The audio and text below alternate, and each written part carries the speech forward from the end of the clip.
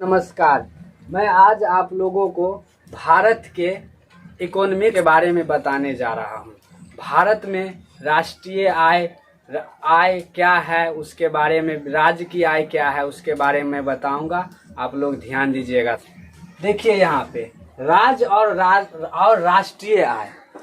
अब राज्य और राज्य के राष्ट्रीय आय के बारे में, राष्ट्रीय आय के बारे में और राज्य के आय के बारे में हम लोग जानेंगे।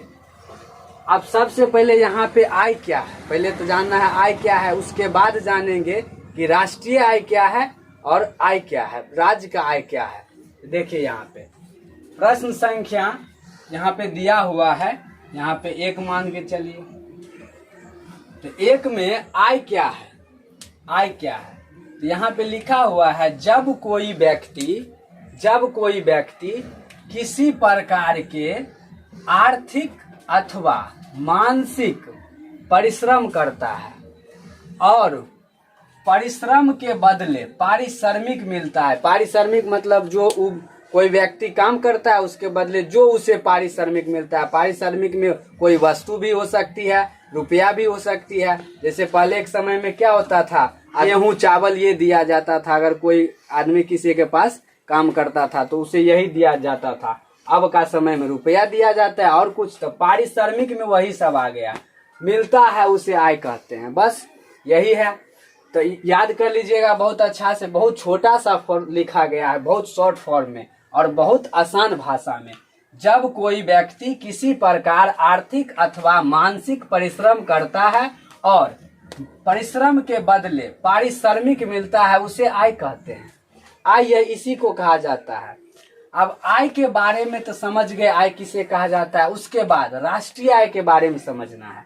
देखिए राष्ट्रीय आय, राष्ट्रीय आय क्या है, तो किसी देश में 1 वर्ष के अंदर उत्पादन के विभिन्न साधन जैसे भूमि, श्रम, पूंजी, संगठन व साहस के सहयोग से जो वस्तु एवं सेवा का उत्पादन होता है उसे राष्ट्रीय आय कहते हैं।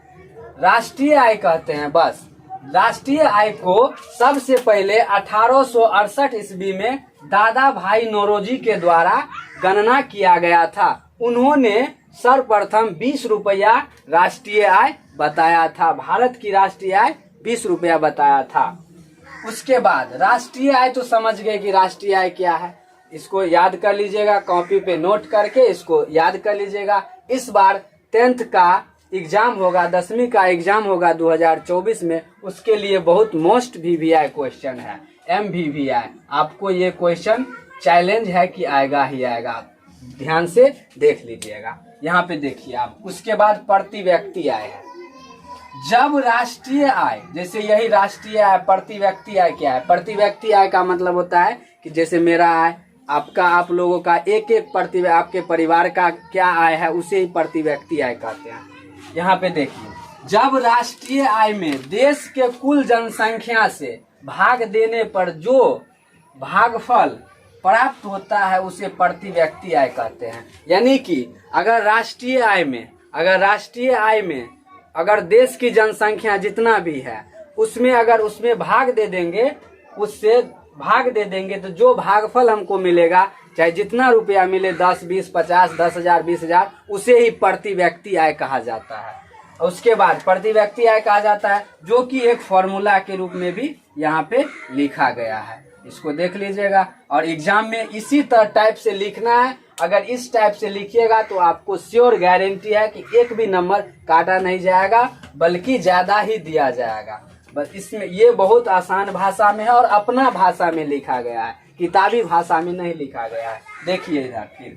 अब उसके बाद GDP, GNP, NNP, इसके बारे में जानना है। जैसे आप लोग अभी भाषण अभी सुनते होइएगा, अभी 2024 में इलेक्शन है, इसको लेकर सभी व्यक्ति बोलते रहते हैं कि भारत में विकास नहीं हुआ है, GDP इतना हो गया, उतना हो गया, बिहार का GDP ज्यादा है, कम है।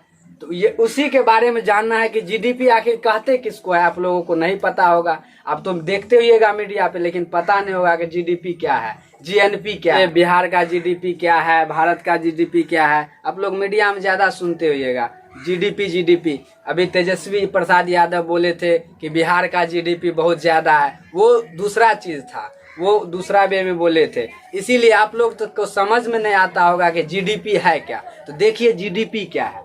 यहाँ से देखिए जीडीपी का मतलब होता है ग्रोस डोमेस्टिक प्रोडक्ट। देखिए अब जीडीपी के बाद हम लोग जानेंगे जीएनपी क्या है, उसके बाद एनएनपी क्या है, उसके बाद बस यही है, इसके बाद अगले क्लास में बताया जाएगा। देखिए जानिए जीएनपी क्या है। ग्रोस नेशनल प्रोडक्ट, कुल या सकल राष्ट्रीय उत्पाद क्या है। किसी देश में एक साल के अंतर्गत जितनी वस्तुओं एवं सेवाओं का उत्पादन होता है उसके मौद्रिक मूल्य को कुल या सकल राष्ट्रीय उत्पादन कहते हैं या कहलाता है। वही सेमे है। हमारे देश में जितने भी वस्तुओं एवं सेवाओं का निर्माण होता है, जितने उत्पत्ति होता है, कोई मतलब सेवा बनाता है, वस्तु बनाता है, तो उससे जो हमें मुद्रा की प्राप्ति होती है वो उसे बेचा जाता है।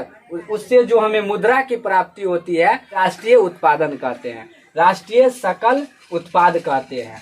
जैसे देखिए मूल्य यहाँ पे लिखा हुआ है, मौद्रिक मूल्य को, यानी जितना भी वस्तुओं का आदान प्रदान होता है, दूसरे देश से बेचा जाता है, हम दूसरे देश में लिया जाता है, उसके मौद्रिक मूल्य को, मौद्रिक जैसे रुपया से जो लिया जाता है, जो बेचा जाता है, उसी को हम सकल राष्ट्रीय उत्पाद कहते हैं। बस सिंपल। उसके बाद आइए, उसके बाद एनएनपी के बारे में जानिए कि एनएनपी क्या है।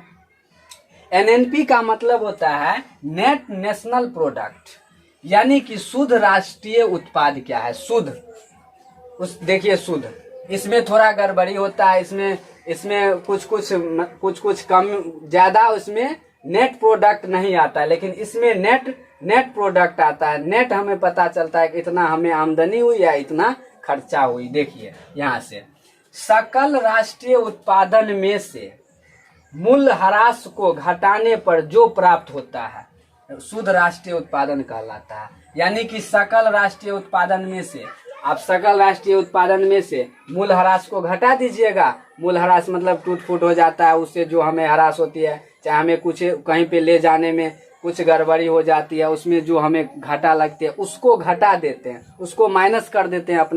अपना जितना में मैं सामान लिया हूँ उसको माइनस करने से जो हमें प्राप्त होता है उसे हम शुद्ध राष्ट्रीय उत्पाद कहते हैं।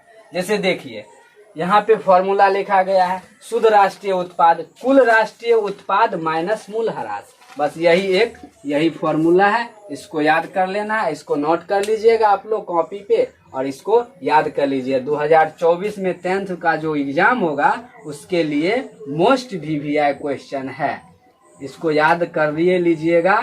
इकोनॉमिक्स का मोस्ट VVI क्वेश्चन है। वैसे भी आपको सभी को जानना ये जरूर रहता है कि जीडीपी, जीएनपी, एनएनपी, आय क्या है, ये सब जानना जरूरी रहता है। बस इससे ज्यादा अगले क्लास में इसी से ज्यादा और आगे बताया जाएगा। धन्यवाद। जय हिंद, जय भारत।